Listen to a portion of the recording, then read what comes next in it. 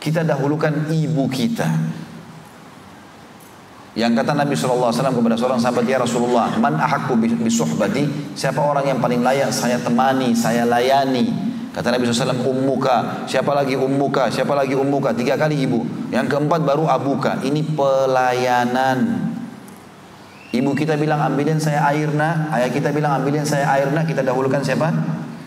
Ibu. Pelayanan, dahulukan ibu dalam segala hal berhubungan dengan pelayanan. Tapi ingat, ini jangan ditarik dalam semua kehidupan. Dalam masalah penisbatan nama, walaupun ibu kita yang hamil 9 bulan, tetap kepada siapa? Ayah.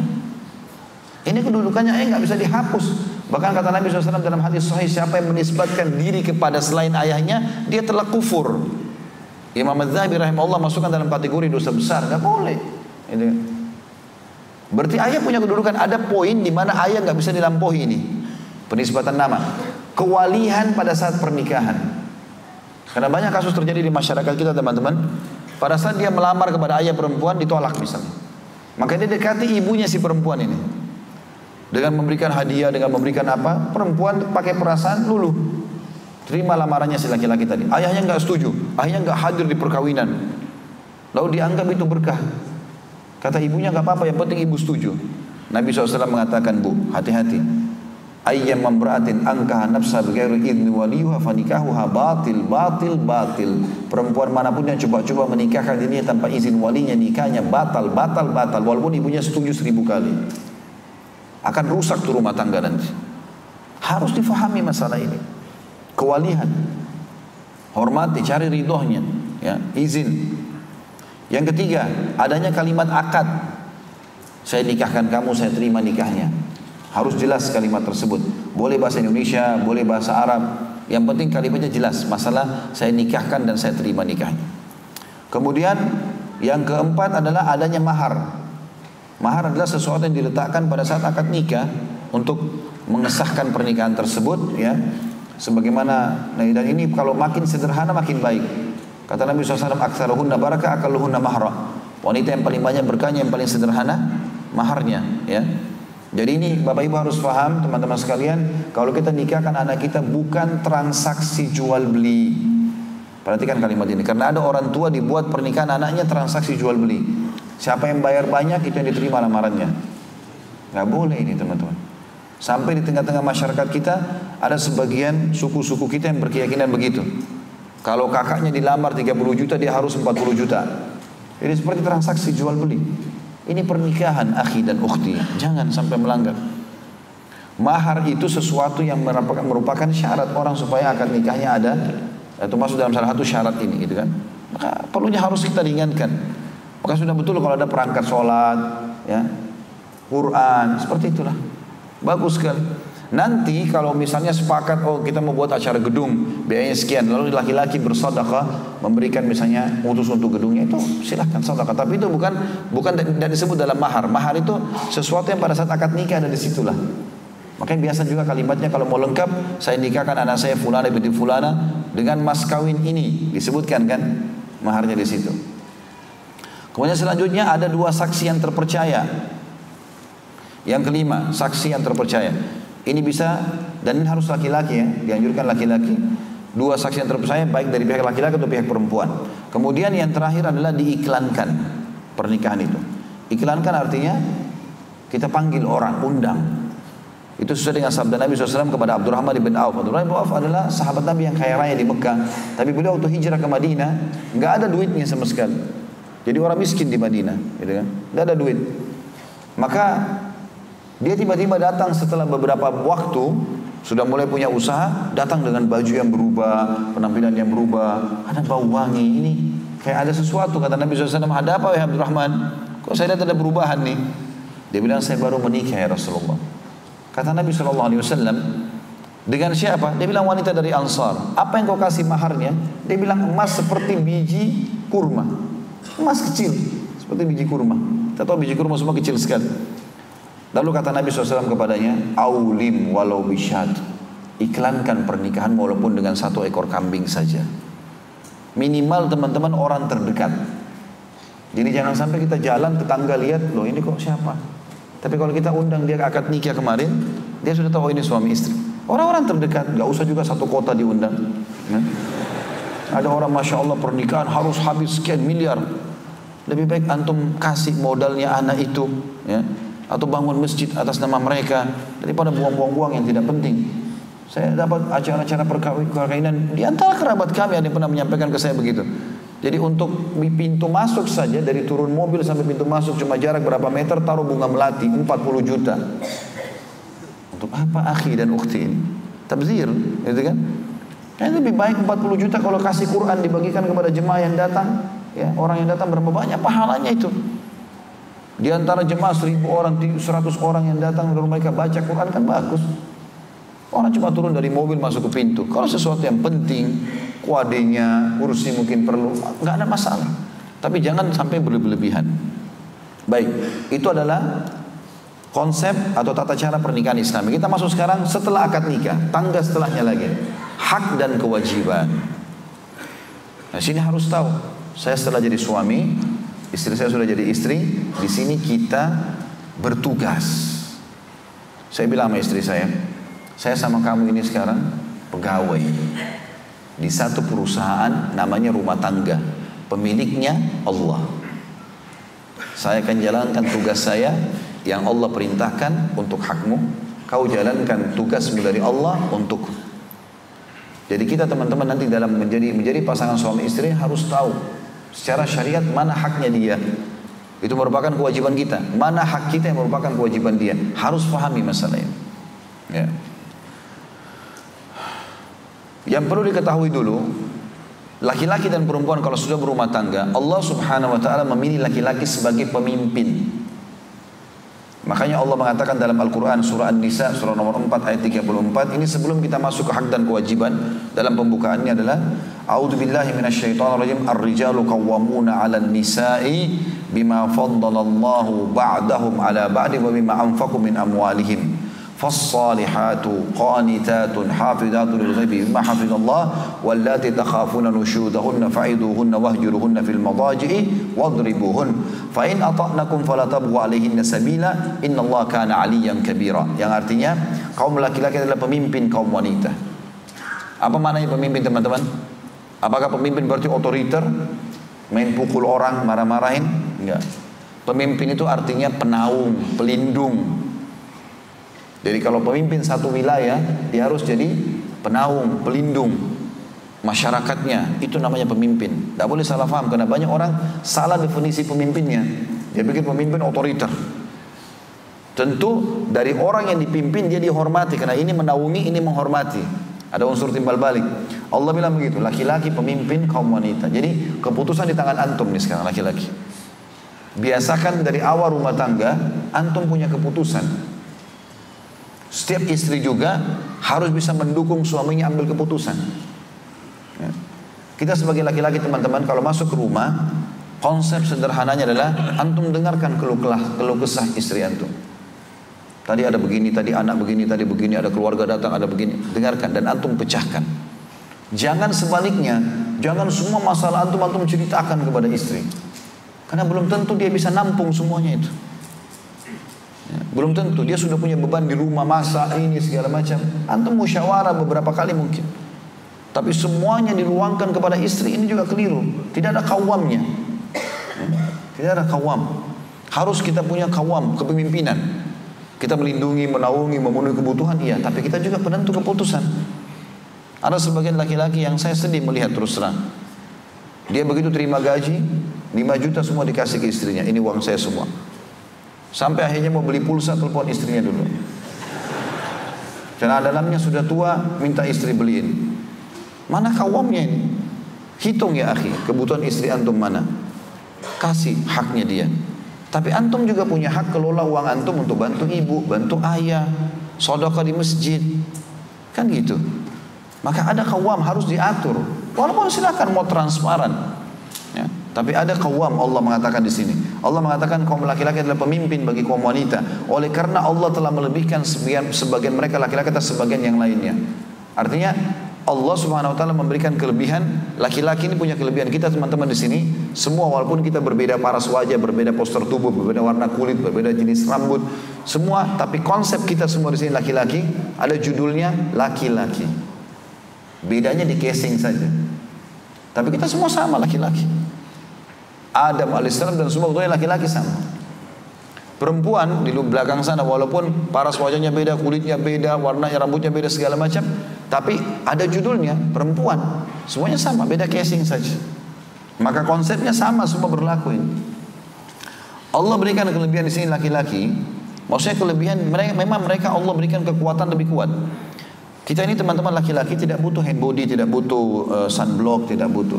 Kulit kita ini sudah diciptakan oleh Allah untuk hadapi panasnya matahari di luar. Memang kita sudah diciptakan begitu. Kita antar jenazah, sholat jemaah, jihad di luar rumah. Makanya antum tidak butuh semua itu. Kalau perempuan beda, memang dia Allah buat dia hamil, dia punya anak, dia di rumah masak, cuci. Allah buat kulitnya lebih lembut, maka butuh semuanya itu. Memang ada perbedaan. Allah SWT mengatakan Allah berikan kelebihan laki-laki untuk di luar itu. Rumah, mereka punya itu. Dan karena mereka laki-laki menafkahkan sebagian harta mereka. Mereka keluarkan harta untuk diberikan. Karena hasil keringatnya dia harus kasih ke istrinya. Berikan nafkah, nanti akan kita jelaskan satu kewajiban adalah nafkah. Sebab itu kata Allah, ya, wanita yang salihah. Jadi setelah Allah bilang tadi laki-laki adalah pemimpin perempuan karena ini dan itu, lalu Allah bilang, oleh karena itu wanita salihah ialah wanita yang taat kepada perintah Allah ini, menjadikan suaminya sebagai qawwam, pemimpin. Kalau suaminya ibu tanya, bagaimana pendapat kamu? Menurut saya begini, tapi terserah. Kembalikan kepada suami, biarkan dia memimpin, ambil keputusan, gitu kan? Allah bilang wanita saleh adalah wanita yang taat kepada Allah. Taat karena Allah suruh jadikan suami pemimpin, maka dia taat. Lagi memelihara dirinya. Makna memelihara diri adalah tidak selingkuh. Ketika suaminya tidak ada. Dan oleh karena Allah telah memelihara mereka. Kenapa wanita di sini disinggung oleh Allah SWT tidak boleh selingkuh setelah bersuami? Ya, karena kita sudah tahu tentu dalam Islam tidak ada poliandri. Tidak boleh perempuan punya dua suami. Tapi ada poligami, laki-laki boleh menikah. Kenapa? Karena kalau dia poliandri, dua suaminya, maka dia nggak tahu anaknya ini disebutkan kepada siapa, sperma siapa yang jadi ini.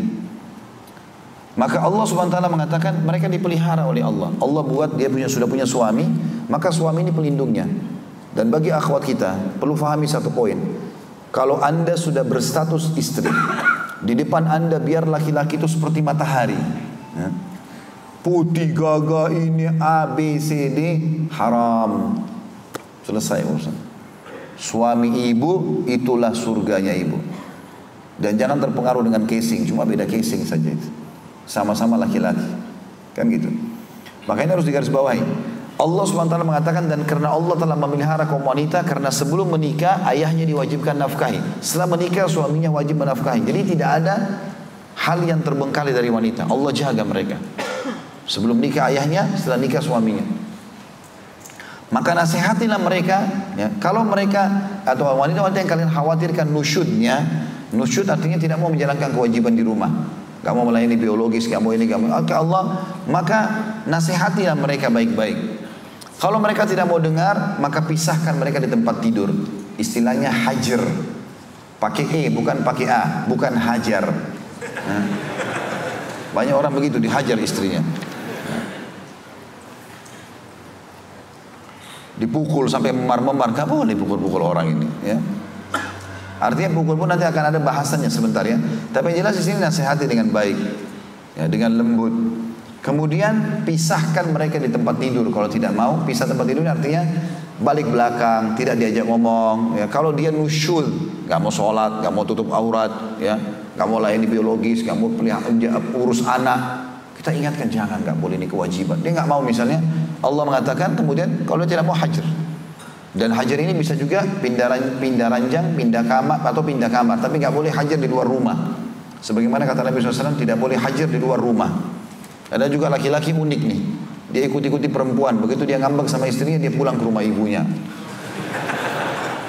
Ini perlu sunat 2 kali nih. Jangan antum walaupun istri nusyul kita tetap di rumah karena kalau ada pencuri masuk tanggung jawab antum. Nggak boleh antum biarkan itu. Walaupun ada pelanggaran dari istri harus kita jaga. Makanya hajarnya cuma di rumah. Dan hajar ini hanya berlaku dari laki-laki ke perempuan. Ibu-ibu jangan dibalik ya. Jangan hajar suaminya. Kalau suami ditinggalkan ranjangnya, ini malah berbahaya. Nabi SAW mengatakan Allah melaknat wanita yang meninggalkan ranjang suaminya. Kecuali suaminya pemabuk, mau mengancam nyawanya mungkin. Kalau enggak. Karena perempuan kalau ditinggalkan ranjangnya, dia terbawa perasaan. Maka dia mulai muhasabah. Kalau laki-laki ditinggalkan ranjangnya, dia makin jadi. Maka dia keluar dari rumah buat masalah nanti. Terjadi perselingkuhan dan seterusnya. Jadi nggak boleh. Ini untuk laki-laki ke perempuan. Kalau mereka juga tidak mau, tetap tidak mau berubah, pelanggaran agama, tetap tidak mau tutup aurat, tidak mau segala macam, pukullah mereka. Tapi pukulan di sini kata Nabi, kata para ulama adalah darbatun ghairu mubarrah, pukulan yang tidak melukai. Sebagian ulama mengatakan menggunakan kayu siwak saja. Pukul tangannya nggak boleh, haram. Jadi bukan tonjok.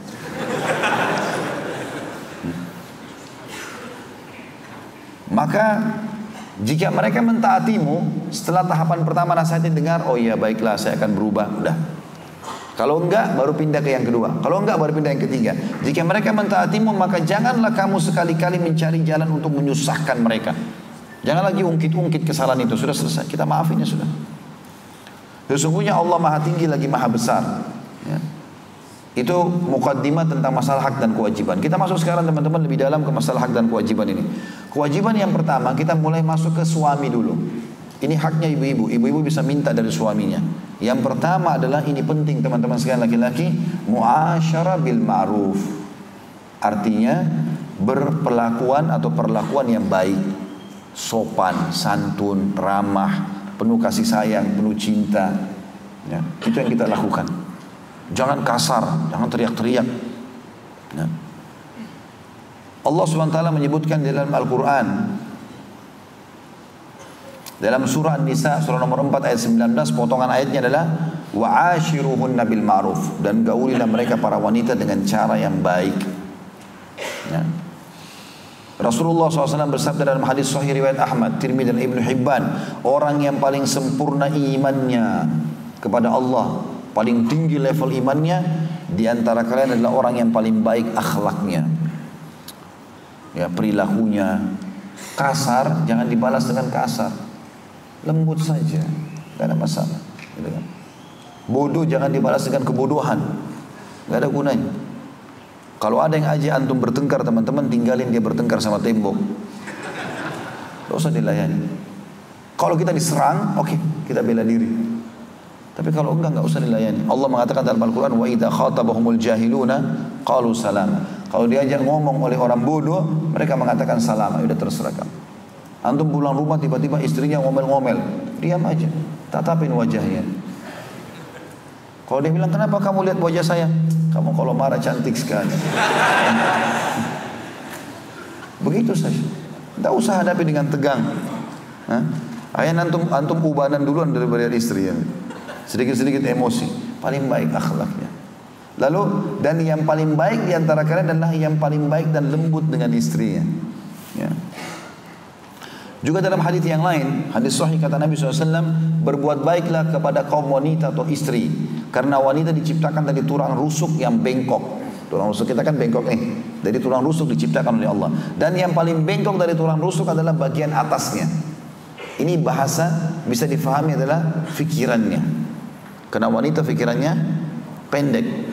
Perempuan itu kalau pengen sesuatu, pikiran dia bagaimana mendapatkan tanpa memikirkan risikonya. Sekarang dia masuk toko baju, lihat baju bagus, bagaimana dia bisa miliki? Masalah bagaimana caranya itu urusan ke-100 ya. Kalau antum laki-laki mungkin masih dominan akal, kita masih berpikir, beli nggak ya? Kayaknya nggak perlu, masih ada di rumah. Perempuan nggak begitu, suka beli. Jadi jangan antum heran kalau ulang-ulang beli tas, beli baju, beli ini, itu biasa ya. Itu pikiran memang begitu. Pikiran bagian atasnya antum dengan luruskan. Kata Nabi SAW, jika kamu paksa meluruskan, nggak boleh, begini, begitu, kau akan mematahkannya. Tersentuh perasaannya. Oh berarti ini pelit, nggak kayak ayah saya nih. Padahal antum bukan niat pelit sebenarnya, karena baru kemarin beli tas 2, sekarang nambah 3 lagi untuk apa gitu ya. Dan jika kamu biarkan bengkok, kamu juga tidak nasihatin, dibiarin lurus begitu aja terus, minta iya deh, maka dia akan terus bengkok. Karena itu berbuat baiklah dengan kaum wanita. Artinya tata yang benar. Ingatkan dengan baik, sentuh tangannya, kayaknya sudah selesai. Kemarin baru beli ini, mungkin besok lagi, mungkin lusa lagi. Enggak, tapi saya mau, ya sudahlah. Gak apa-apa.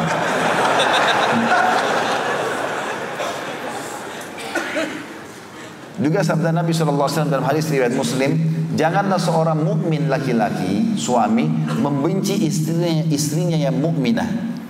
Kalau dia mukminah jangan dibenci. Bila ia membenci satu sifat, dia masih bisa ridho dengan sifat yang lain. Lihat kelebihannya apa? Itu yang kita ingat. Yang tidak baiknya kita nasihati. Jangan karena satu masalah lalu kemudian main ceraikan, ini nggak boleh. Ya. Kemudian juga dalam hadis yang lain kata Anas bin Malik, Rasulullah SAW tidak pernah berkata kasar atau memukul istrinya juga para pembantunya. Ya. Itu hak yang pertama, muasyarah bil ma'ruf. Ya. Tentu teman-teman kita boleh tegas, tapi nggak boleh keras. Bedakan ya. Tegas tuh gini, saya nggak suka kamu pakai baju begitu. Tegas. Saya nggak suka kamu bergaul begini. Itu boleh. Ya. Tapi tidak boleh keras. Keras itu matanya melotot, ya, keluar semua kebun binatang dari lisannya, ya. Apalah segala macam, nggak boleh. Jadi dia harus tegas boleh tapi keras tidak boleh. Nabi SAW itu waktu pernah masuk ke dalam rumah dapat tirai di rumah Aisyah radhiyallahu anha, ada tirai ada gambarnya. Maka raut wajah Nabi berubah. Lalu Nabi SAW mengingatkan kalau rumah yang ada gambarnya tidak akan dimasuki oleh malaikat. Yang kedua, kewajiban suami yang merupakan hak istri adalah nafkah. Nafkah masuk dalamnya, sebenarnya masuk dalam 5 hal ya. Makanan, pakaian, minuman, tempat tinggal, dan transportasi semampunya. Semampu suami. Dalam surah At-Talaq, surah nomor 65 ayat 6 Allah berfirman, A'udzubillahi minasyaitonirrajim. Askinuhunna min haitsu sakantum min wujdikum wa la tudaruhunna lidayyiqu 'alaihin. Al-ayat. Tinggalkanlah atau tinggalkanlah istri di mana tempat tinggal kamu tinggal menurut kemampuanmu, dan janganlah kamu menyusahkan atau menyempitkan hati mereka. Jadi berikan yang terbaik. Ya. Juga dalam hadis yang merincikan ayat ini, surat Tolak ayat 6 dirincikan dalam hadis kata Nabi SAW, jagalah para istri kalian. Sesungguhnya kalian punya hak atas istri-istri kalian dan mereka pun punya hak dari kalian. Hak mereka dari kalian kita harus lakukan untuk mereka. Kalian memberikan yang terbaik dari pakaian juga makanan untuk mereka. Dan hak kalian dari mereka, mereka tidak boleh berkhianat dan tidak memasukkan siapapun yang kalian tidak senangi dalam rumah kalian. Jadi memang subhanallah perempuan itu relevansinya ke masalah makanan, minuman. Jadi kalau antum di rumah kulkas penuh dengan makanan dan minuman, makan macam mau beli kue ini ada segala macam, pakaian beli lagi ya. Walaupun raknya sudah mau rubuh masih beli baju baru. Oke lah, kasih saja. Enggak ada masalah. Hanya itu sesuatu yang tidak apa-apa. Antum jangan perhitungan dalam masalah itu ya. Karena Nabi SAW mengatakan itu hak. Tapi kita juga akan dapat hak yang lain adalah mereka tidak boleh berkhianat. Kita sudah kasih sesuatu yang mereka senangi. Teman-teman saya mau tanya, kira-kira kenapa surga itu digambarkan oleh Allah ada bidadari yang cantik-cantik ya? Putih lah, inilah, itulah, sampai seperti yakut, marjan, batu-batu hias yang indah gitu kan. Kemudian mereka juga dalam surah Al-Waqiah dikatakan punya badan yang begini dan begitu, diceritakan rinci. Tapi juga dari sisi lain surga diceritakan tentang istana, baju, ya, perhiasan gelang-gelang. Sebagian ulama mengatakan Allah SWT maha adil, menciptakan laki-laki dan perempuan dan masing-masing punya kecenderungan. Saya mau tanya teman-teman, kalau seandainya anak laki-laki kita ya, antum mau supaya dia cepat sekolah, cepat selesai, apa motivasinya? Kira-kira ada yang tahu? Anak antum kuliah, mau cepat supaya dia selesai kuliah. Bilang gini, kalau kamu selesai kuliah nak, ayah nikahkan kamu. Itu cepat sekali, speednya 200. Tapi kalau anak perempuan antum bilang, nak kalau selesai kuliah ayah nikahkan. Makin lama dia. Karena bagi perempuan itu menakutkan bagi dia. Makanya motivasi bidadari untuk laki-laki. Orang mau mati syahid, ada bidadari menunggu. Wah, mau bunuh dirinya dia. Emang gitu. Tapi perempuan tidak. Nah, kalau selesai kuliah nanti ayah belikan kamu gelang emas. Oh, cepat ya. Seperti itu gambarannya.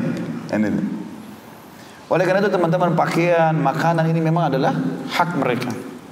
Ya. Juga dalam hadis Nabi SAW yang riwayat Imam Muslim, Abu Daud dan Tirmidzi, bertakwalah pada Allah, pada wanita, karena mereka tanda kutip tawanan di tangan kalian, yang kalian nikahi dengan amanah dari Allah, dan terhalalkan bagi kalian kemaluan mereka dengan kalimat Allah. Mereka punya hak atas kalian untuk diberi nafkah dan pakaian secara ma'ruf. Kasih makanan, kasih minuman, ya, kasih tempat tinggal semampu kalian, ya, kasih kebutuhan-kebutuhannya.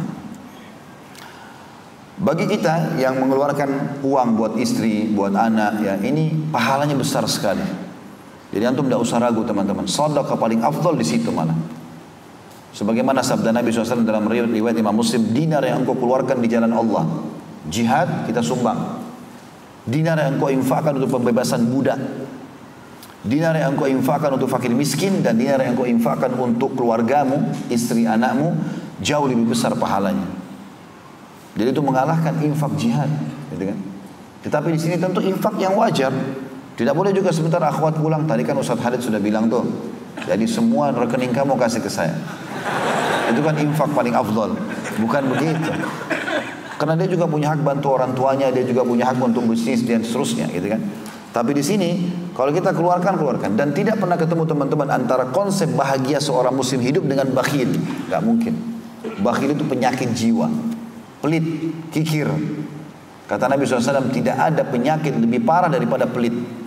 Perhitungan, gak royal, tapi di jalan Allah, di jalan benar. Kasih keluarga, bangun masjid, royal di jalan Allah. Kata Nabi SAW dalam hadis qudsi, Allah berfirman, ya bani Adam, unfik alaik.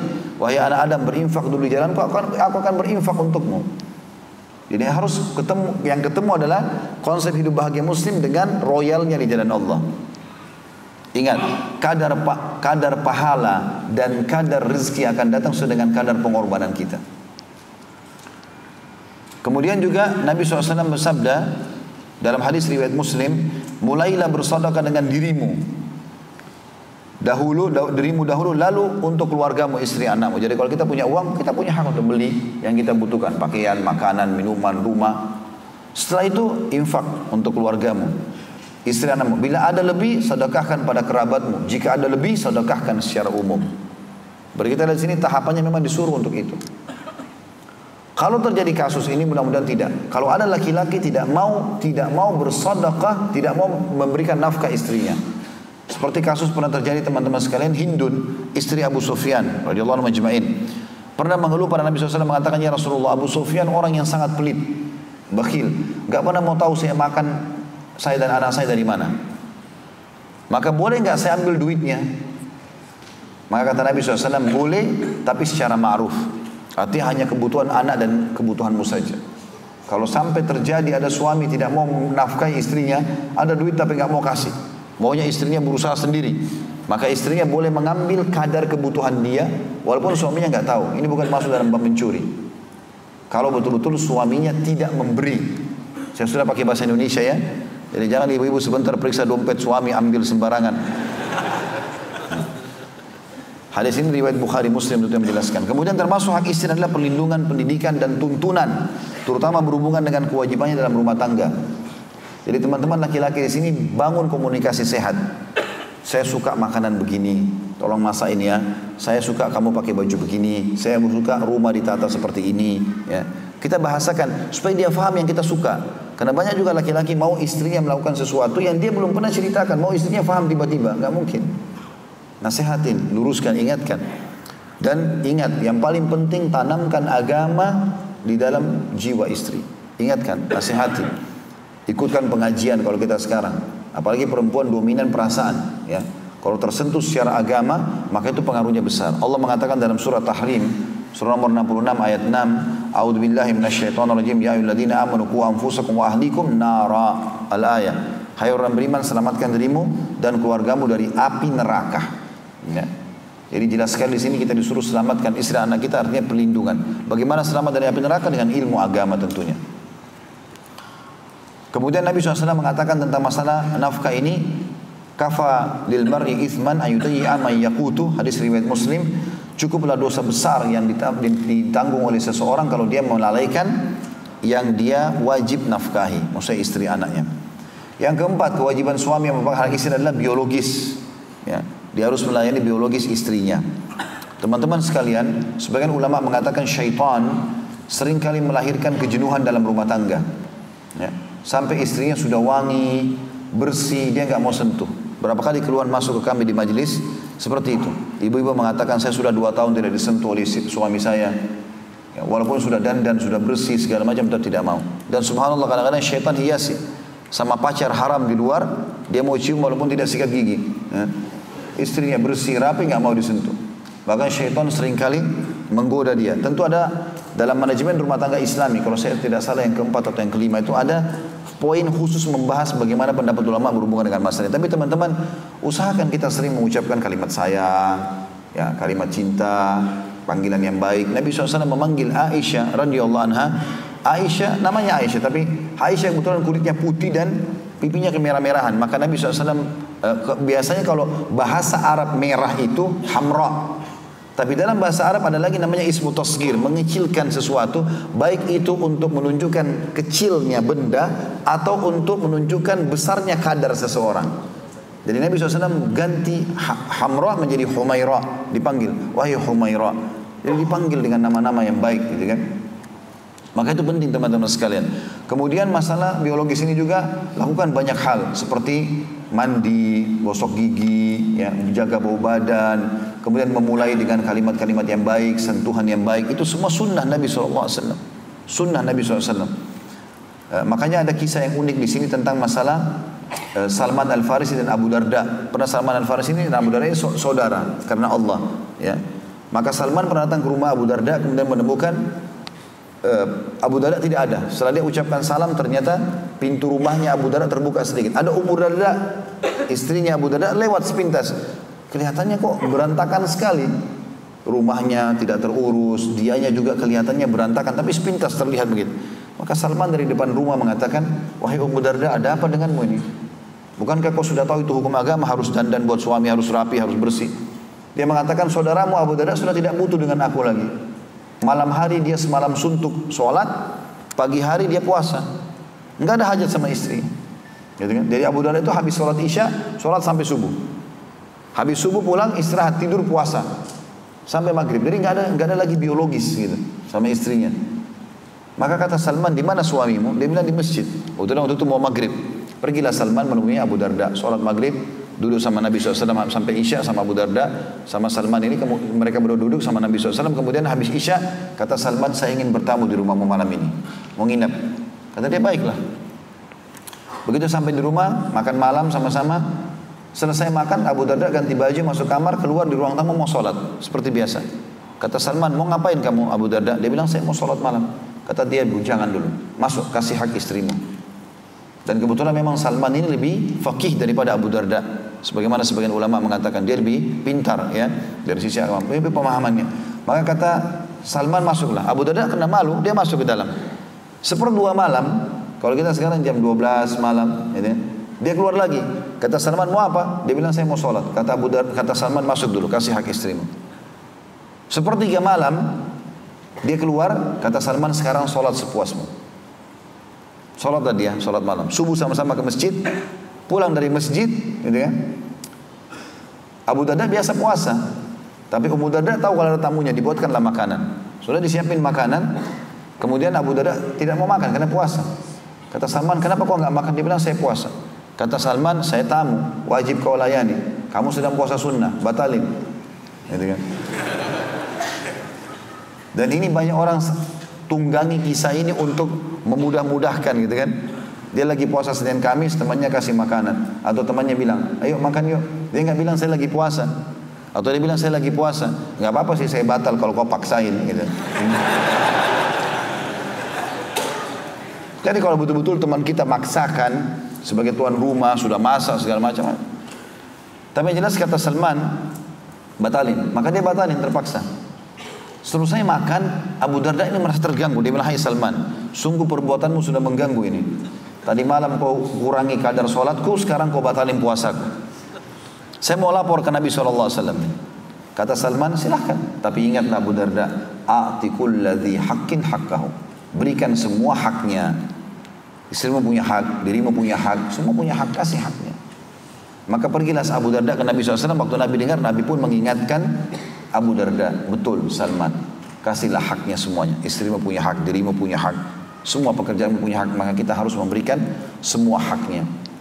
Masuk dalam masalahnya teman-teman, berhias buat istri. Ini hati-hati, karena banyak suami mau istrinya cantik, bersih, wangi, tapi dia sendiri pulang kantor keringatan, baunya luar biasa gitu kan. Mulutnya juga kalau ngomong bisa buat orang pingsan ya.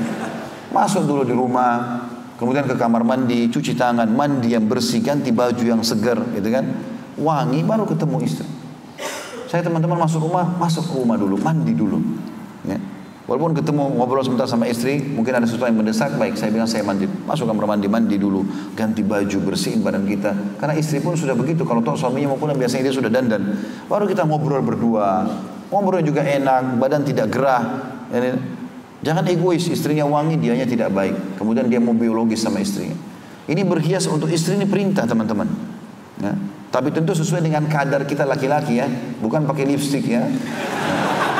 Tapi antum pakai baju laki-laki, tanya istri, baju apa yang kamu suka? Oh saya suka pakai, kalau kamu pakai baju kaos ketat, baiklah, warna hitam, pakai di rumah, pakai depan dia. Oh saya suka kamu pakai celana pendek ini, tidak apa-apa, suami istri halal. Kata Allah SWT dalam Al-Baqarah surah nomor 2 ayat 222, dan para wanita atau istri memiliki hak yang seimbang dengan kewajiban. Walahunna mithlu alaihinna bil ma'ruf. Walahunna mithlu alaihinna bil ma'ruf. Dan para istri memiliki hak yang seimbang dengan kewajibannya. Ibnu Abbas berkata radhiyallahu anhuma tentang tafsir ayat ini, aku senang berhias untuk istriku sebagaimana aku senang ia berhias untukku, karena Allah yang Maha Suci telah berkalam dan para istri memiliki hak yang seimbang dengan kewajibannya. Kemudian teman-teman sekalian, waktunya ya. Jadi ada beberapa poin yang saya harus lewatin sebenarnya, tapi saya kasih garis umumnya. Nanti insya Allah mungkin kalau Allah mudahkan di kesempatan lain kita akan paparkan. Ada karakter pasangan harus diketahui, karakter istri. Istri itu dominan dalam dirinya itu perasaan. Jadi kalau misalnya antum janjian sama istri mau keluar ke satu tempat, kemudian antum telat. Maka kalau kita laki-laki, saya janjian sama teman saya, telat, maaf ya telat, ayo kita keluar yuk. Kalau teman kita laki-laki, ayo keluar langsung. Oke lah, kita langsung naik mobil selesai. Kalau perempuan nggak bisa. Antum janji jam 10, antum telat jam 12 datang, perasaannya sudah tercoreng. Nah, jadi nggak bisa antum bilang maaf ya, ayo kita keluar. Nggak mau berdiri dia. Duduk-duduk di sebelahnya, maafin saya ya, tadi saya telat begini, saya tidak akan ulangi kok. Nah, baru setelah perasaannya terobati, baru antum ajak dia keluar. Ya. Kemudian ada juga tanda kutip sifat pendendamnya perempuan. Walaupun ini nanti harusnya ada penjelasan khusus ya. Tentang masalah perempuan tidak boleh menjadikan ini sebagai pegangannya, tapi ada sifatnya. Contoh misalnya, perempuan suka mengenang sesuatu yang buruk yang pernah terjadi. Ini tidak boleh dalam syariat sebenarnya, tapi ada itu potensi dalam diri mereka. Contoh misalnya kalau terjadi pertengkaran antara suami istri, ini begini, ini ribut nih. Ya, antum laki-laki kira-kira kalau sudah antum baca, apa yang antum lakukan? Disimpan atau dihapus? Hah? Laki-laki di sini? Hapus. Ya, benar nggak? Atau saya sendirian yang paham begini? Kita kadang-kadang kalau lihat, ya sudahlah, nggak usah ditanggapin, hapus. Karena kadang-kadang dia nulis dengan perasaannya, begini begitu. Antum juga jangan pakai perasaan. Akhirnya dia nangis sana, kita juga nangis di sini. Nggak cocok lah. Antum baca, oh ya, sudah hapus saja. Tapi subhanallah istri, walaupun sudah baikan sama kita, ya, dia simpan tuh. 1 tahun kemudian kita lagi duduk makan minum, tiba-tiba dia bilang, kamu pernah bilang begini? Kita bilang mana? Nih buktinya. Dia masih ada itu. Makanya tanda kutip ada pendendamnya, nih nggak boleh nih. Ya. Makanya teman-teman, salah satu kiat baik dalam rumah tangga adalah ada bahasan khusus kiat-kiat mempertahankan rumah tangga. Itu teman-teman sekalian harus saling memaafkan, dan setelah maaf tidak boleh lagi ingat yang lalu. Habis ceritanya, tutup sudah. Kita buka lembaran baru sekarang. Juga kadang-kadang perempuan sulit untuk berterima kasih, itu ada dominan memang ya. Jadi kalau antum sering kasih sesuatu, maka biasa saja dia menilainya. Mungkin antum sudah siapin makan minum sekian tahun, bagi mereka itu biasa saja, itu kewajibanmu, gitu kan. Jadi untuk mengucapkan terima kasih ini butuh keimanan. Dan ini memang harus diperbaiki tentu. Ini karakter yang harus diperbaikin. Sebaliknya nanti kalau laki-laki itu suka, ibu-ibu harus paham, kalau dikasih apapun sama suami biar sederhana. Walaupun kita tidak suka, kalau kita katakan terima kasih ya kepada suami, maka suami akan berpikir, apalagi yang saya harus berikan yang lebih baik nih. Karena ucapan terima kasih itu. Tapi kalau ibu dikasih nggak pernah bilang terima kasih, maka suaminya nanti malas untuk berikan apa-apa. Itu karakter juga. Kemudian egois dalam haknya. Perempuan suka egois. Yang penting punya dia harus dia dapatkan. Masalah suaminya nggak dapat itu biasa. Namanya juga harus diobatin tentunya. Ini ada karakter-karakter yang harus kita kenal. Kemudian perempuan juga ada punya sifat positif seperti mudah memaafkan kalau ini. Kalau misal teman-teman, naudzubillah, ada seorang laki-laki istrinya selingkuh. Maka kalau suami istri didapat selingkuh, berzina segala macam, laki-laki ini sulit sekali memaafkan. Benar atau enggak? Sekarang antum dapat pulang ke rumah istri antum zina sama laki-laki lain. Berat sekali kan? Gak mungkin kita berat. Ada orang memaafkan tapi jiwanya berat karena dia merasa tercoreng kehormatannya. Tapi kalau perempuan suaminya selingkuh, walaupun dia dapat datang minta maaf, bisa dimaafin sama dia. Ya, dia bisa memaafkan itu sifat positif. Ada sifat positif yang lain suka dimanja. Memang wajar kalau duduk di sebelah antum sandar itu wajar. Wajar. Jangan antum bilang sudah jangan dekat-dekat sana. Suka dipuji, antum harus royal ini. Ya, royal duit, royal pujian. Semuanya Masya Allah, itu saja. Pakai baju warna hijau, Masya Allah. Biru, Masya Allah, Masya Allah. Apa ruginya bilang Masya Allah? Rugi nggak? Tinggal bilang Masya Allah, selesai. Kalau antum tidak suka, Masya Allah. Tapi warna hitam kemarin lebih bagus loh. Tapi Masya Allah dulu. Begitu dia lewat pakai baju biru, nggak bagus nih, nggak bakal dandan lagi deh besok. Masak asin, enak nggak? Enak. Nggak apa-apa, enak aja dulu. Masya Allah enak, tapi besok kurangi garamnya ya. Juga ada satu hal yang mesti diketahui dalam karakter wanita. Ini sering terjadi, tapi ini juga kita berharap muslimah memperbaikinya. Lamban, lelet dalam pekerjaan. Maksudnya gini, kalau antum mau janjian sama istri jam 5 sore, antum harus sampaikan dari jam 12 siang. Gak bisa kayak laki-laki. Sekarang antum janjian sama laki-laki 5 menit saja, ayo sekarang saya jemput ya. Oke, langsung jalan kan. Perempuan gak bisa. Makanya perempuan dianjurkan untuk tidak jadi pemimpin negara. Karena ini masalah ini. Kalau terjadi peperangan, laki-laki bisa lari melawan pakai celana pendek kan. Perempuan belum bedaknya, belum ini, belum itu. Juga suka sesuatu yang terulang. Jadi kalau antum pernah buat kenangan sesuatu dengan istri, misalnya datang ke satu tempat pernah makan, dia merasa itu kenangan, maka dia suka mengulang-ulang, itu biasa. Juga kadang-kadang dia minta supaya dipulangkan ke rumah atau pergi ke rumah orang tuanya, karena dia punya kenangan di kamarnya dulu waktu dia masih gadis, itu biasa. Ya, itu biasa karena itu ada perasaan suka terulang. Kalau antum biasa pindah kota misalnya, untuk pindah kota teman-teman, pindah pekerjaan, antum mau ajak istri itu berat bagi dia karena ada perasaan. Kalau laki-laki kan kita pindah kerja sana, oke lah pindah kerja sini, kita pindah, mudah adaptasi. Perempuan tidak, itu ada karakter. Maka ini juga harus kita mengenal karakter-karakter ini ya, dan kita bisa memperbaiki keadaan dengan cara mengenal karakter-karakter ini. Kita pindah sekarang teman-teman kepada kewajiban istri yang merupakan hak kita sebagai suami. Yang pertama, ketaatan dan mencari ridho suaminya. Ini saya akan ringkaskan dengan hadis-hadis penting saja karena banyak sekali dalilnya. Jadi ibu-ibu harus tahu mencari ridho suami. Ridho itu artinya sesuatu yang membuat dia sangat puas. Itu perintah agama. Jadi kalau ada orang miskin minta bantuan, misalnya dia minta 1 juta, lalu kita kasih 1 juta, kita belum buat dia ridho. Kalau mau buat dia ridho, kita tanya, bapak ini tinggal di mana? Ya. Terus kita tahu ternyata anaknya ada 3, belum sekolah, kita sekolahin. Rumahnya rusak, kita perbaikin. Kebutuhan tiap bulan beras kita penuhin. Maka kita buat dia ridho karena dia terpenuhi semuanya. Makanya Nabi SAW mengatakan ridho Allah, Allah akan kasih maksimal rezekinya di ridho kedua orang tua. Buat orang tua kita puas yang tidak ada lagi celah untuk mengatakan kurang. Ya. Maka istri disuruh cari ridho suaminya. Ibu-ibu hati-hati, saya ingatkan, jangan kalau ibu meninggal suaminya bilang alhamdulillah dia meninggal karena selama hidup buat masalah terus. Ya.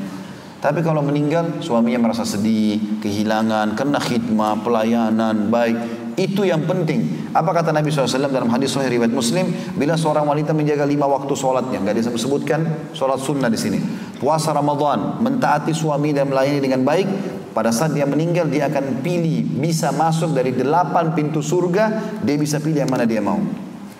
Ya. Ini teman-teman, untuk masuk dari 8 pintu surga, untuk masuk pintu ke-8 tingkat ke-100 surga Firdaus, itu ada nabi-nabi. Ya, penghuninya para nabi-nabi. Ya, saya sama antum sini sudah tertutup ini, nggak ada lagi kesempatan jadi nabi tentunya. Ya. Kemudian yang kedua, Siddiq, orang yang jujur, tidak pernah dusta seumur hidup ini. Sahabat semuanya yang dapat julukan Siddiq Abu Bakar. Nggak semuanya juga ada Siddiq, walaupun mereka jujur. Kemudian syuhada, orang harus keluar medan perang, mati, tertusuk, tawan musuh segala macam. Yang terakhir masih ada kesempatan kita ini, sholihin, modalnya air mata, nangis, sholat. Ya.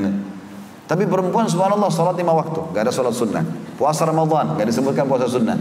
Layani suaminya dengan baik, kalau mati boleh pilih dari 8 pintu yang mana dia mau masuk. Makanya syaitan sering menggoda supaya tidak taat dengan suami, membangkang, kasar, ini bahaya. Kata Nabi SAW, semua istri yang taat sama suaminya, maka seluruh burung-burung yang berterbangan di udara dan seluruh makhluk di air, bahkan para malaikat di langit juga matahari dan bulan memohon ampun untuknya selama ia dalam keridhaan suaminya. Dan tidak ada seorang istri pun yang durhaka pada suaminya, maka ia akan dilaknat oleh para malaikat dan seluruh manusia. Dilaknat artinya diangkat berkah hidupnya oleh Allah, makan tidak cukup, segala macam tidak cukup. Tidak ada seorang istri pun yang memalingkan wajahnya dari suaminya, kecuali ia dapat murka dari Allah sampai yang membuat suaminya tersenyum dan membuatnya ridho. Jadi buang muka, ngambek, marah. Ya. Ini tentu kecuali ada masalah besar, suaminya buat maksiat. Ya, istri boleh marah padahal suaminya buat maksiat, diingatkan. Berzina kah, mencuri kah, nggak boleh. Tapi selain kalau masalah teknis lapangan, maka itu tidak boleh. Hanya kena telat sedikit, hanya kena lupa beli barang yang dipesan, maka itu mudahkan. Karena harus cari ridhonya dia.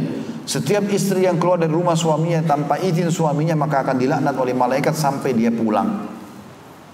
Jadi harus penting teman-teman menjaga ini, ya.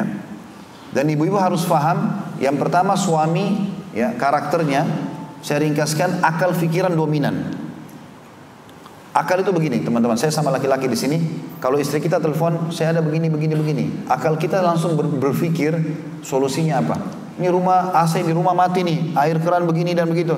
Otak kita langsung jalan tuh. Oh, telepon siapa, hubungi siapa sebenarnya. Makanya laki-laki, ibu-ibu harus paham. Baiklah, sudah kalau gitu, assalamualaikum, dimatikan sama dia. Itu bukan berarti tidak perhatian. Karena banyak perempuan tersinggung tuh, ngomongnya buru-buru. Padahal memang AC di rumah lagi mati. Mau dicariin tukang AC cepat, ya. Jadi akal itu dominan, maksudnya masalah apa solusi, Memang begitu laki-laki. Ibu harus kenal karakter laki-laki. Kalau telepon minta sesuatu, dia akan pikir jalan keluar. Yang kedua, harus ibu hormati pimpinannya, kasih kedudukan. Sudah saya jelaskan tadi. Laki-laki tidak suka dihardik, ya, dan digurui.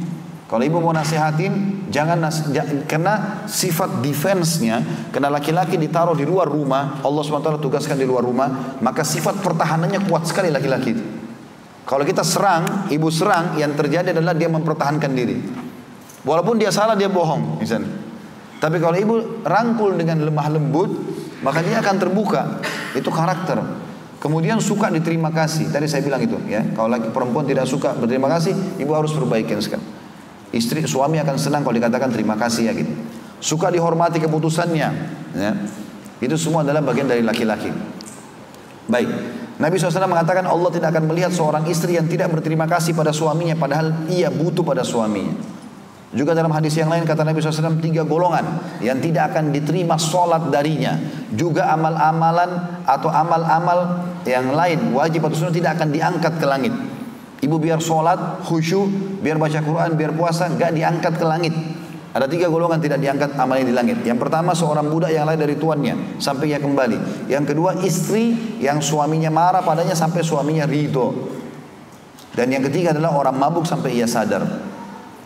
Aisyah berkata radhiyallahu anha, wahai sekalian manusia, wahai sekalian wanita, bila kalian tahu hakikat hak suami kalian terhadap kalian, maka pastilah seseorang dari kalian mengambil debu kaki suaminya dan meletakkannya pada pipinya. Kalau seandainya kalian tahu, maka kalian akan melakukan itu. Ambil debu sisa kakinya, lalu ditegakkan di pipinya. Kalau ibu-ibu berkhidmat sama ayahnya memang dia dari sperma ayahnya. Saudaranya memang saudaranya satu rahim, tapi suaminya laki-laki asing. Tiba-tiba datang dalam kehidupannya, lalu hasil keringatnya harus memenuhi kebutuhan ibu. Maka harus dinilai itu, harus hati-hati. Lalu kata Nabi SAW, wanita dari kalian yang menjadi penghuni surga adalah wanita yang penuh dengan kasih sayang. Semuanya dengan kelembutan, dengan baik. Ya. Yang bila disakiti atau menyakiti suaminya, dia sakit hati pun atau dia menyakiti suaminya, maka ia akan mendatangi suaminya lalu memegang telapak tangannya sambil mengatakan, aku tidak akan pernah tidur, aku tidak bisa tidur sampai engkau ridho kepadaku. Ibu harus tahu ini wasiat Nabi SAW. Kalau ibu mau mengambil hati suami, maka caranya adalah kalau mau tidur walaupun ibu lagi sakit hati, ibu mengatakan, maafin ya kalau saya punya salah. Maka itu akan sangat meluluhkan hati suami. Nanti dia akan mengatakan, saya yang salah. Karena yang terjadi adalah ibu mengalah. Memang begitu cara menghadapi laki-laki. Begitu juga yang kedua teman-teman, selain mentaati, kewajiban istri adalah memenuhi kebutuhan biologis suami. Ya, dan ini penting sekali. Ibu harus tahu kebutuhan biologis suami lebih daripada ibu. Laki-laki memiliki sperma. Sperma itu sebagian ulama mengatakan panas. Jadi kalau dia tidak tertuangkan bagi orang yang sudah pernah menikah, maka yang lari kepada emosional. Ya. Jadi kalau ibu mendapatkan suami sering emosional, ini masalah utamanya di biologisnya. Ya. Ada rahasia laki-laki kalau ibu mau tahu, saya buka nggak bapak-bapak? Sampaikan nggak? Okay. Ada 3 hal kalau dipenuhi dari laki-laki, ibu akan hidup bahagia di sebelahnya dia. Yang pertama, pandangan mata. Laki-laki suka melihat sesuatu yang dia suka. Misalnya dia suka ibu pakai baju jenis ini, ibu pakai. Dia suka penataan rumah begini, ibu lakukan. Maka pandangan mata penting. Bagi ibu-ibu berbeda. Kalau suaminya, dia suka suami pakai baju biru, tapi suaminya pakai baju hitam, oke lah. Kalau laki-laki enggak, berpengaruh sekali. Ya. Makanya naudzubillah, perempuan-perempuan yang tidak benar di luar sana, apa yang dijual sama dia? Penampilannya, pakaiannya. Padahal sama perempuan dengan istri kita. Karena itu di situ yang pengaruh sekali, penglihatan mata laki-laki. Yang kedua adalah perutnya, makanan kesukaannya. Kalau suaminya ibu suka tempe, taruh aja tempe terus di situ. Nanti tambah menu lain nggak apa-apa. Jangan bilang kok nggak bosan makan tempe terus ya. Kau kasih aja. Begitu dia duduk lihat makanan favoritnya, senang. Yang ketiga kebutuhan kemaluannya, tidak boleh ditolak. Agama juga memerintahkan masalah itu. Kecuali betul-betul sakit, ya, lagi nggak mampu mungkin bahasakan baik-baik. Tapi lagi haid pun, kata Aisyah radhiyallahu anha, kami kalau sedang haid dan Rasulullah SAW ingin menggauli kami, maka beliau memerintahkan agar kami mengeraskan kain di tempat keluarnya haid, di kemaluan, lalu kemudian beliau mencumbui kami. Karena tidak bisanya ditahan, dibendung kebutuhan biologis laki-laki itu. Kalau ibu sudah penuhi pandangan matanya, perutnya, ya, makanannya dan biologisnya, dompetnya terbuka. Coba bapak-bapak sekarang jujur, kita pulang rumah bersih, makanan favorit ada, diranjang, dilayani dengan puas. Royal nggak kira-kira? Nah, pengakuan tuh. Sekarang kita pulang rumah berantakan, tanya makanan nggak ada, dingin semuanya, diajak tidur nggak mau, lalu minta pesanan barang, nggak ada tahun depan. Baiklah, kemudian selanjutnya tidak beribadah, ini hak suami, tidak beribadah sunnah kecuali dengan izin suami. Ya, karena kata Nabi SAW dalam hadis, tidak halal bagi seorang istri yang beriman pada Allah dan hari akhir berpuasa sementara suaminya sedang ada kecuali dengan izin suaminya. Dan tidak boleh istri memasukkan siapapun ke dalam rumahnya kecuali dengan izin suaminya. Jadi kalau misalnya dia biasa puasa Senin Kamis, lalu suaminya lagi cuti, dia izin dulu, saya mau puasa Senin, bisa nggak? Kalau suami bilang nggak usah lah, temani saya makan, temani saya biologis, maka dia ya tidak usah puasa. Itu dengan izinnya. Kemudian sebagai penutup teman-teman sekalian, karena melihat waktu ya, ada beberapa hal saya kasih garis besarnya tentang masalah adab jima. Karena dalam masalah suami istri akan selalu ada hubungan interaksi biologis. Nabi SAW mengatakan, bukan dari golongan kami yang tidak mencumbui sebelum bersetubuh. Ya. Artinya memang disuruh kita komunikasi yang sehat. Kalau bicara sama istri, tatap wajahnya, tatap matanya, ya, mulai dengan kelembutan, dan itu dilakukan karena Nabi SAW mengatakan kalimat ini. Dan Aisyah pernah berkata radhiyallahu anha, Rasulullah SAW mengisap lidahku, dan ada gambaran-gambaran banyak hadis yang seperti ini tentunya. Dan dalam hal-hal penting masalah biologis boleh dilakukan apa saja kecuali yang haram. Yang haram ada 2. Tidak boleh meletakkan kemaluan di kemaluan pada saat lagi haid, dan tidak boleh meletakkan kemaluan ke dalam dubur. Selain daripada ini dibolehkan. Kata Nabi SAW dalam hadis sahih riwayat Ahmad, Abu Dawud dan Nasai, terlaknat siapapun yang menggauli istrinya melalui duburnya. Juga Allah tidak akan melihat orang yang menggauli istrinya dari duburnya. Hadisnya itu hadis sahih riwayat Ahmad dan Ibnu Majah. Hadis yang lain kata Nabi SAW, barang siapa yang menggauli istrinya yang sedang haid, atau dari dubur, juga yang mendatangi dan mempercayai dukun, sungguh ia telah kafir terhadap apa yang diturunkan kepada Muhammad sallallahu alaihi wasallam. Makanya teman-teman, dalam masalah biologis jangan pernah belajar dari film porno, nggak boleh. Film porno teman-teman kalau kita tonton, sekarang kita nonton perempuan dan laki-laki yang terbuka auratnya sudah dosa. Kita dukung perzinahan. Ya. Yang lebih parah lagi, bagaimana antum sebagai laki-laki membiarkan istri melihat aurat laki-laki lain yang mungkin kemaluannya lebih besar, mungkin badannya lebih kekar. Lalu nanti kalau kita biologis sama istri, dia akan bayangkan laki-laki itu. Gak mungkin, jangan antum biarkan itu. Anda sekarang akhwat kita ukhti, bagaimana bisa nonton lalu membiarkan suami kita lihatlah perempuan lain, mungkin lebih sempurna badannya, warna kulitnya lebih bagus, wajahnya lebih cantik. Jadi kalau biologis akan membayangkan itu. Sampai ada satu jemaah dulu pernah mengeluh kesah, dia menyampaikan dan saya sudah pecahkan masalahnya, itu ternyata suaminya tidak bisa menggauli istrinya kecuali harus buka laptop nonton film dulu. Jadi istri cuma seperti boneka saja. Ini merusak fitrah dia, nggak boleh. Nabi SAW mengatakan masalah ini lakukan apa saja selain persetubuhan. Artinya kalau lagi haid boleh, kecuali meletakkan kemaluan di kemaluan. Dan ingat teman-teman sekalian, kalau Allah berikan kelebihan, ini mungkin penutupan bahasan kita ya. Kalau Allah SWT berikan kelebihan kita pasangan ini Masya Allah memuaskan kita. Penampilannya bagus, badannya wangi, biologisnya juga yang semangat dan seterusnya. Jangan diceritakan ke orang lain. Gak boleh teman-teman. Di sini kalau Allah karunia antum istri yang salihah, yang baik, yang memuaskan, jangan ekspos ke teman-teman di kantor. Akhwat kita jangan ekspos ke teman-temannya. Kenapa? Karena Nabi SAW bilang manusia yang paling buruk kedudukannya di sisi Allah pada hari kiamat ialah orang yang berhubungan biologis dengan istrinya. Juga istrinya mendatangi suaminya, lalu ia menyebarkan rahasia pasangannya. Dalam riwayat lain kata Nabi SAW itu perumpamannya seperti syaitan laki-laki dan syaitan perempuan bertemu di jalan, lalu kemudian mereka melakukan biologis dan ditonton oleh semua orang. Efeknya, kalau antum Allah kasih istri yang soleh dan baik memuaskan seperti ini. Lalu ada teman-teman antum istrinya nggak begitu. Antum lagi cerita istri saya begini. Maka yang muncul di benak dia ganggu istri antum. Itu juga sebaliknya, perempuan ceritakan suami saya begini. Kalau ada di antara perempuan akhwat yang hadir suaminya tidak begitu, dia akan ganggu suaminya orang ini. Maka efeknya buruk sekali. Dan yang terakhir teman-teman, jangan lupa membaca doa. Ya, jangan lupa membaca doa sebagaimana sabda Nabi SAW, kalau kalian ingin menggauli istri kalian maka ucapkanlah Allahumma jannibna minasyaitani wa jannib syaitani ma razaqtana. Ya Allah, jauhkanlah syaitan dari apa yang Engkau karuniakan, jauhkanlah syaitan dari kami dan jauhkanlah syaitan dari apa yang Engkau karuniakan kepada kami. Maksudnya adalah anak. Ya, biologisnya kita baca sebelum berhubungan biologis, dan juga kalau hamil nanti akan berefek yang baik. Ya, sebagaimana Nabi SAW mengatakan siapa yang membacanya dan Allah karuniai anak, maka anak itu tidak akan diganggu oleh syaitan. Juga ada saya tambahkan satu lagi poin, kalau anda mau berhubungan biologis lalu kemudian mau mengulanginya, maka itu disunnahkan berwudu. Sebagaimana sabda Nabi SAW, siapa ingin mengulangi biologisnya, maka sebaiknya dia berwudu karena itu akan lebih memotivasi dia untuk mengulanginya. Kalau dalam keadaan junub teman-teman dan antum tidak mau mandi atau belum mau mandi malam harinya, dibolehkan tapi dianjurkan agar berwudu sebelum tidur. Sebagaimana Umar bin Khattab berkata radhiyallahu anhu, ya Rasulullah, bolehkah tidur sebelum wudu? Ya, bolehkah tidur dalam keadaan junub? Ya, dan tidak mandi, ditunda mandinya menjelang subuh? Kata Nabi SAW, boleh, asal kamu berwudu terlebih dahulu. Ini untuk membantu tentunya keadaan tersebut. Baik, mohon maaf teman-teman sekalian, pertanyaan saya tidak bisa jawab. Yang penting sekarang sudah tersampaikan materinya. Mudah-mudahan insya Allah dengan bahasa yang seperti ini sudah bisa jelas dan beberapa contoh. Dan saya mohon maaf tidak bisa menjawab pertanyaan tersebut. Kita berharap kepada Allah SWT semoga majelis kita diberkahi olehnya dan dijadikan sebagai tambahan amal kita pada hari kiamat. Dan semoga saja kaum muslimin di Indonesia disatukan di bawah naungan ukhuwah Islamiyah, diangkat persisian di antara mereka dan dalam ibadah mereka kembali kepada Al-Quran dan Sunnah. Dan semoga Indonesia menjadi negara yang aman, tentram, damai. Semua umat Islam juga bisa menjadi pelopor-pelopor kebaikan di negara ini. Dan juga semoga seluruh utang negara dilunasi oleh Allah Subhanahu Wa Taala, dan juga dibukakan seluruh rezeki dari seluruh penjurunya.